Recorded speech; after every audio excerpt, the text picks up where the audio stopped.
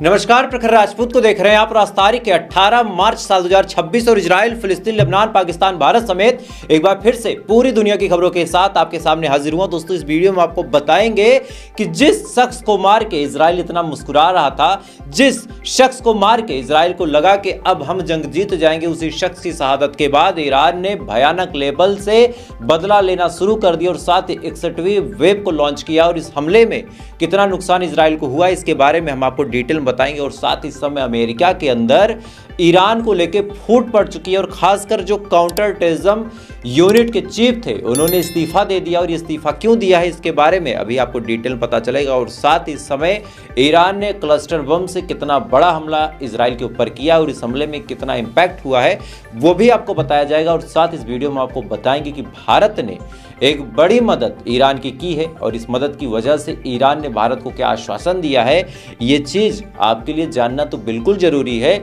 लेकिन साथ ही जो लोग ईरान के हक में आवाज उठाने से डर रहे थे या फिर जो लोग इजराइल को फादरलैंड बना के बैठे हैं, उन तक ये वीडियो जाना बिल्कुल जरूरी है। तो आप इस वीडियो को शेयर भी जरूर कर दीजिएगा और साथ ही चैनल पे अगर आप नए हैं तो वीडियो को लाइक करके, चैनल सब्सक्राइब करके अपना प्यार जरूर दीजिएगा। और इजराइल और ईरान की जंग में आप किसके हक में दुआ करते हैं, कमेंट करके बताइएगा। दोस्तों, तब तक एक एक करके मैं आपको खबरें बताता हूं। और सबसे पहली खबर दोस्तों मैं आपको इजराइल की बताऊंगा।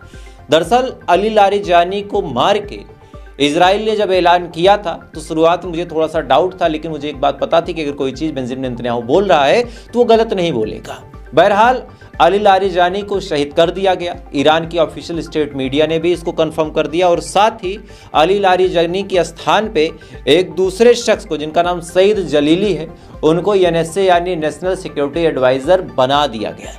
अब जैसे ही इनको नेशनल सिक्योरिटी एडवाइजर बनाया जाता है, बेंजामिन नेतन्याहू का बड़ा बयान निकल के सामने आता है कि ये तो एक ट्रेलर था, अभी कई सारे सरप्राइज और बाकी है। ये बात भले ही बेंजामिन नेतन्याहू ने ओवर कॉन्फिडेंस में बोली थी, क्योंकि बेंजामिन नेतन्याहू को दोस्तों एक बात लगी थी कि भाई साहब, हमने खामनेई को मार दिया, हमने और जो इनके आर्मी जनरल कर्नल थे उनको भी मार दिया, अब देखिए कि मुस्तफा खामनेई को भी हमने इंसल्ट कर दिया।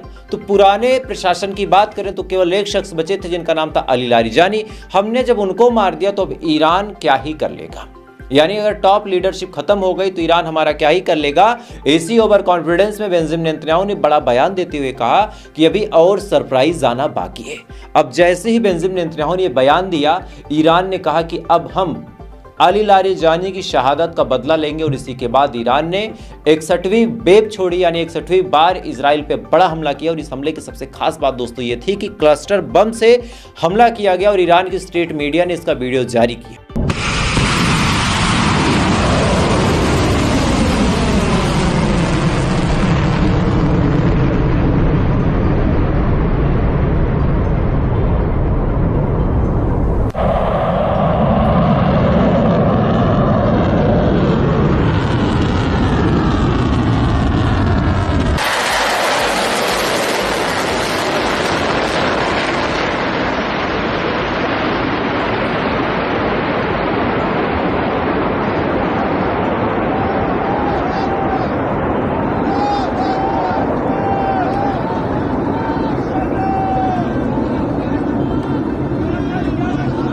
इस वीडियो में दोस्तों आप साफ तौर पे देख सकते हैं कि ईरान ने क्लस्टर बम और साथ ही अलग अलग मिसाइलों से हमला किया। और ये मिसाइलें जब इजराइल में पहुंची तो इंटरसेप्ट अपने काम में लग गए, लेकिन कोई भी इंटरसेप्ट नहीं कर पाया। और उसका रिजल्ट दोस्तों ये देखने को मिला कि रमतगम में बड़ा हमला हुआ है और एक अपार्टमेंट को बुरी तरीके से तबाह किया गया और इस अपार्टमेंट में 2 लोगों की मौत भी हुई।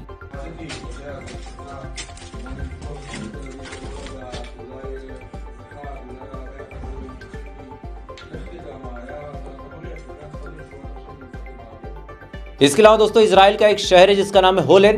होलेन में ईरान के एक मिसाइल का इंटरसेप्टर गिरा या फिर वारहेड गिरा, अभी तक कंफर्म खबरें नहीं हैं, लेकिन इसके बाद उस जगह पे भी आग की तस्वीरें देखने को मिली।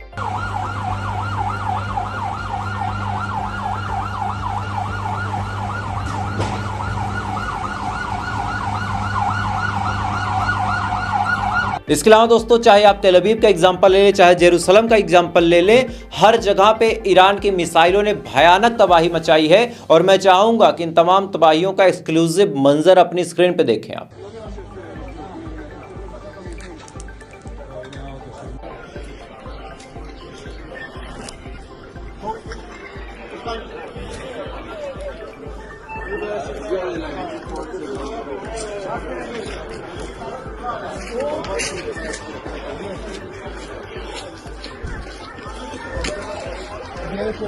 אשל פינת הרועה ברמת גן।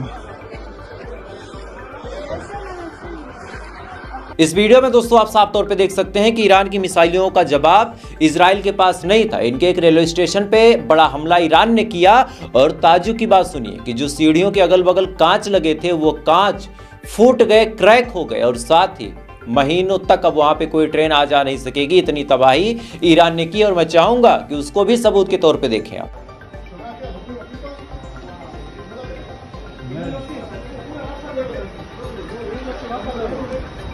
אירוע נפילה בסבידור.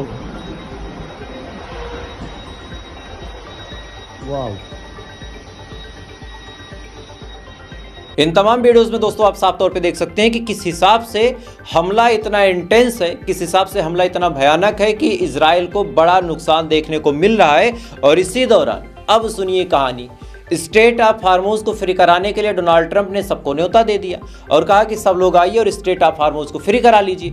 अब ये बात जब सबके सामने गई तो सबने मना कर दिया और कहा कि डोनाल्ड ट्रंप के कहने पे हम कहीं भी जंग लड़ने नहीं जाएंगे। फ्रांस ने तो साफ तौर पे कहा कि हम मदद करेंगे, लेकिन तब जब जंग रुक जाएगी, जब सीज फायर हो जाएगी। जापान ने कहा कि हम नहीं आएंगे, वहां बड़ा रिस्क है। साउथ कोरिया ने कहा कि हम विचार करेंगे, पेंडिंग में। सोचिए, जहां पे बिलियंस ऑफ डॉलर कभी अमेरिका ने खर्च किए थे, आज उन्हीं तमाम लोगों ने ठेंगा दिखाने का काम कर दिया। अब सबसे ताज्जुब भरी बात यह है कि अगर कोई भी देश जहाज लेके नहीं निकल पा रहा तो क्या कोई एक ऐसा देश होगा जो निकल सकता है? तो जी हाँ, उसका जवाब है भारत। भारत की नेवी पे, भारत की आर्मी पे अक्सर कई सारे लोग सवाल उठा लेते हैं। भारत की ताकत पे अक्सर लोग सवालिया निशान खड़े करते हैं और उनको मैं बार बार ये चीज़ समझाता हूं कि भाई देखो, आपकी लड़ाई शासन से हो सकती है, सियासी अख्तिलाफ हो सकते हैं। आप बीजेपी को पसंद करें, आप कांग्रेस को पसंद करें, आप समाजवादी पार्टी को पसंद करें, डज नॉट मैटर। डेमोक्रेसी की यही खूबसूरती है, डेमोक्रेसी की यही खूबसूरती है कि आप किसी को भी पसंद करते हैं, लेकिन अपनी आर्मी और अपनी सेना के 100 रुपए कभी भी डाउट नहीं किया जाता। और सेम मंजर देखने को मिला आज ईरान के अंदर, जहां पूरी दुनिया के जहाज वहां पे आके दम तोड़ दे रहे। वहीं पे भारत ने अपना जग लाडली कैरियर, जिसमें कि न जाने कितने मिलियन बैरल साफ क्रूड ऑयल लदे थे, उसको बकायदा लेके जाया गया। अब ऐसा नहीं कि हमने ईरान से कोई जंग छेड़ दी और ऐसा भी नहीं कि भाई ईरान की आर्मी से हमने कोई टक्कर ले ली। कहानी इसकी बड़ी सिंपल सी है कि आज भारत ने बड़ी मदद की है ईरान की। ईरान को भारत ने दवाइयाँ भी दी, ईरान को हॉस्पिटल और मेडिकल की फैसिलिटीज़ भी दी और खासकर ड्राई फ्रूट्स दिए, ऐसे फ्रूट जो जल्दी खराब ना हो, यानी ऐसी चीज़ें जो जल्दी खराब ना हो, उसको खाने के लिए ईरान को भारत ने दिया। और इसका वीडियो बाकायदा ईरान के दूतावास ने जारी किया और मैं चाहूँगा कि वो वीडियो आप देखें।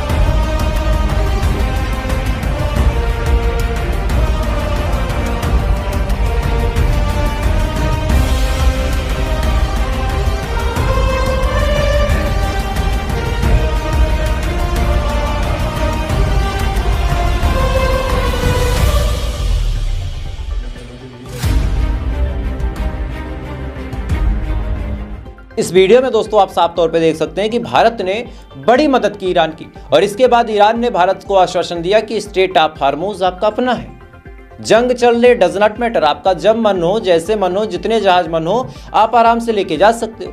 अब इसके बाद भारत ने यूएई से डील की है, तो यूएई से एलपीजी के साथ साथ ऑयल भी आना था, लेकिन यूएई ने एडवाइजरी जारी की भारत के लिए और कहा कि भैया देखो जंग का माहौल है और ईरान की नीयत पे हम भरोसा नहीं कर सकते, ईरान हमला कर देगा। तब भारत की नेवी ने कहा ठीक है, हम ऐसे भी चल रहे हैं, वैसे भी चल रहे हैं। बातचीत हो गई थी, लेकिन इसके बावजूद भारत ने सुरक्षा कारणों की वजह से अपनी नेवी के जहाजों को भेजा और भेजने के बाद अपनी जहाज को स्कॉट करते हुए भारत की नेवी भारत लेके आ जाती, जिसका नाम जगलाट की था।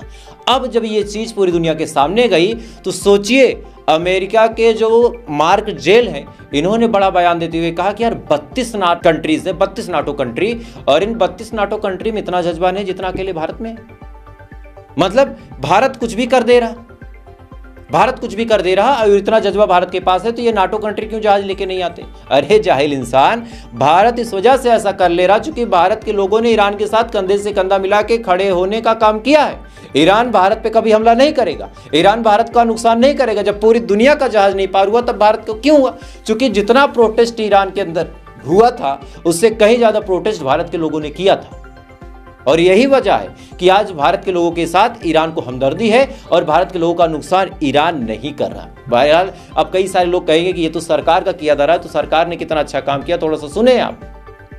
रशिया जो कि हमारा सबसे अच्छा दोस्त था, हमारा हर टाइम सुख दुख का साथी था, हमारे ऊपर कोई मुसीबत आती थी एज इंडियन मैं तो खुश होकर कहता था अरे छोड़ो यार, है ना अपना बड़ा भाई, रशिया है, आ जाएगा, नेवी लेके आ जाएगा। लेकिन रशिया के साथ भारत ने ऐसा काम कर दिया, रशिया के तेल में ऐसा भारत ने धोखा दिया उसके जंग की सिचुएशन में कि आज रशिया भी पाकिस्तान की साइड जा रहा। खबर बिल्कुल सही है, हमारे देश की न्यूज एजेंसी में छपी है कि रशिया ने पाकिस्तान को सस्ता तेल देने का ऑफर किया और कहा है कि हम पाकिस्तान को सस्ता तेल देना चाहते हैं। अब सोचिए भारत की सरकार ने क्या किया। जब ईरान के हक में बोलना है तब आप इजराइल के हक में बोलते हो, इजराइल के हक में बोलना है तो फिर इजराइल के हक में बोलो। जिस साइड रहो कंफर्मेशन के साथ रहो। आप अमेरिका के साइड हो तो रशिया से ताल्लुकात खत्म कर दो, रशिया के साइड हो तो अमेरिका की तरफ देखो तक ना। ये बीच वाला काम दोस्तों हमको बहुत फंसा रहा है, और यही वजह है कि हमारी डिप्लोमेसी धीरे धीरे फेल हो रही है और पूरी दुनिया में हमें कोई अब सीरियस नहीं ले रहा। खैर दोस्तों, इधर ये तमाम चीज चल रही है, इधर लेबनान के बैरूत इलाके में आज इजराइल ने बड़ा हमला किया और इस हमले में एक बिल्डिंग को पूरी तरीके से तबाह कर दिया गया।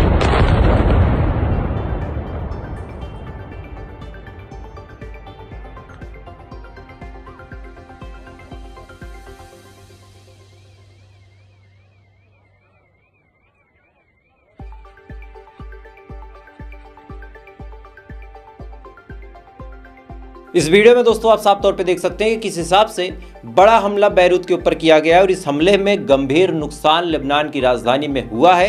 हालांकि इजराइल का अपना क्लेम है कि यहां से हिजबुल्लाह के लड़ाके कुछ बड़ा प्लान कर रहे थे, इस वजह से हमने उनको एलिमिनेट किया। लेकिन हम सभी जानते हैं कि दो देश ऐसे हैं जो धर्म के आधार पर बने और ये दोनों ही बड़े मक्कार हैं। एक पाकिस्तान पता है क्या कह रहा, जो इन्होंने डुरंट बॉर्डर के पास हमला किया जिसमें 400 से ज़्यादा लोग मारे गए, पाकिस्तान का दोस्तों स्टेटमेंट निकल के सामने आया है कि वहाँ पे तो आतंकवादी रहते थे, वहाँ पे टीटीपी के आतंकवादी रहते थे। और ये बात जब इन्होंने बोली तो इन्हीं के पत्रकार ने बड़ा काउंटर सवाल पूछा और कहा कि भैया एक बात बताओ, अगर टीटीपी के आतंकवादियों को मारना है तो मैंने खुद देखा अक्सर खैबर पख्तूनख्वा में कई सारे टीटीपी के आतंकवादी बंदूक लहराते नजर आते हैं। तो अगर एयर स्ट्राइक करके खत्म करना है तो पहले अपने अंदर करो, और तुमने वहां जाके वो काम कर दिया जो कि वार क्राइम है। सिविलियन पे टारगेट करना वार क्राइम के अंदर आता है, लेकिन वो काम पाकिस्तान ने किया। सेम काम दोस्तों अब इजराइल कर रहा है। अब सुनिए, इसी दौरान तुर्की का बड़ा बयान निकल के सामने आया। तुर्की ने क्या कहा पता है, कि हमें पता है कि इजराइल अपने आप को सबसे ऊपर रखना चाहता है और यही वजह है कि इजराइल सबके ऊपर हमला कर रहा और हम पर भी करेगा। जब ये बात तुझे पता है तो क्यों नहीं ईरान के साथ खड़ा होता? गाजा के टाइम तो मुंह में सबके दही जमी थी, इकलौता ईरान था जो बोल रहा था। आज खुद पे बात आई है तो खुद रो रहे हैं। खबर निकल के सामने आई कि जितने मुस्लिम वर्ल्ड हैं अब ये मीटिंग करने वाले हैं ईरान को मनाने के लिए कि जल्द से जल्द ईरान सीज फायर के लिए राजी हो जाए। क्यों? क्योंकि अब खुद पे बात पड़ी है। जब तक खुद पे बात नहीं पड़ी थी तो ये बिरयानी खा रहे थे, ये नाच रहे थे। इनको लगा कि सुप्रीम लीडर एक बार मारे गए, एक बार अली लारीजानी मार दिए गए तो बस दोनों हाथों में लड्डू। लेकिन ईरान ने वो बात बोली जो शायरी के माध्यम से आपको बताना चाहता हूँ। शायरी ध्यान से सुनिएगा कि माना निहत्था हूँ, अकेला हूँ, कमजोर हूँ और बड़े फर्द हो तुम। माना कि अकेला हूँ, निहत्था हूँ, कमजोर हूँ, बड़े फर्द हो तुम। मेरे आने तक खड़े रहना अगर मर्द हो तुम। तो ये बात ईरान ने पहले इनको बताई थी कि हमारा नुकसान हुआ तो हम तुम्हारा नुकसान करेंगे। तब ये मजे ले रहे थे कि अरे अमेरिका इजराइल आएगा, सत्ता परिवर्तन हो जाएगा। अब नहीं हो रहा। तब दोस्तों ये मीटिंग खेल रहे हैं कि कैसे भी करके हम वहां पे शांति स्टेब्लिश करें। क्यों? क्योंकि सबसे ज्यादा मार कौन खा रहा? यही खा रहे हैं और यही इनकी कड़वी सच्चाई है। इस बात को आप जानिएगा। बहरहाल इधर इजराइल लगातार नुकसान के हाल में है और ईरान इतने इंटेंस हमले कर रहा है कि ईरान के हमलों का जवाब इजराइल के किसी भी डिफेंस सिस्टम के पास नहीं। लेकिन हाँ, इसका एक अलग चेहरा ये भी है कि ईरान को भी सीरियस नुकसान हो रहा है। क्यों? क्योंकि इनके टॉप लीडरशिप को जानबूझ के इजराइल निशाना बना रहा। चूंकि इजराइल के दिमाग में एक चीज़ है कि हम मिसाइलों से तो नहीं लड़ सकते, लेकिन उनको चलाने के लिए जो जिगरा और जो उंगलियां चाहिए, अगर उस जिगरे और उस उंगली पे हम वार करके उसको ख़त्म कर दें तो शायद जंग में हम आगे बढ़ सकते हैं। और सेम प्लान इजराइल एक्सिक्यूट कर रहा है। कभी अली जानी पे हमला कर रहा है, कभी वासिज फोर्स के जो गुलाम रजा सुलेमानी थे उनको टारगेट किया। अब कसम खाई इजराइल ने कि मुस्तफा खामनेई को मारेगा, क्योंकि इसको पता है कि कुछ भी कर लें, अगर ये लोग जिंदा रहें तो हथियारों का जखीरा है इनके पास, एक ऐसा कुआं कि कितना भी निकालो खत्म नहीं होगा। खैर, तो इस समय सिचुएशन बड़ी इंटेंस है और हर 2 घंटे पे मैं कभी इस चैनल पे कभी उस चैनल पे वीडियोस लाता रहता हूं। तो अगर आप चैनल पे नए हैं तो सब्सक्राइब जरूर कर लें। बाकी थोड़ी देर बाद आपसे फिर मुलाकात होगी ऐसी किसी खबर के साथ। तब तक आप अच्छे रहें, खुश रहें, अपना ख्याल रखें, अपने देश का ख्याल रखें। जय हिंद, ऊपर वाला आपकी हिफाजत करे।